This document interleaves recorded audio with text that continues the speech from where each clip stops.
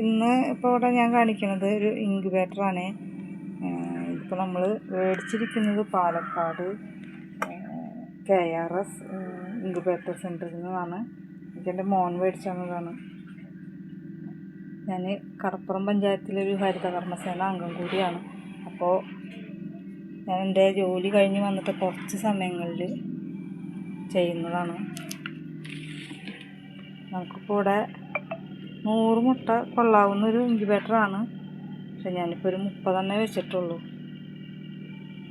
ഇതിന് മുന്നേ ഒരു 4-5 പ്രാവശ്യമൊക്കെ നമ്മൾ മുട്ട വെച്ച് വിരിയിച്ചു, കുഞ്ഞുങ്ങളൊക്കെ വിറ്റു. അപ്പോൾ നമുക്ക് വീട്ടിലിരുന്നിട്ടും ആർക്കും ചെയ്യാവുന്ന ഒരു കാര്യമാണ് കേട്ടോ. ഇപ്പം അത്ര വലിയ ബുദ്ധിമുട്ടോ കാര്യങ്ങളൊന്നുമില്ല. അപ്പോൾ ഞാൻ അടുത്ത വീഡിയോയിൽ എൻ്റെ കോഴിക്കുഞ്ഞുങ്ങളെ ഇടാം. അപ്പം എങ്ങനെയുണ്ട്?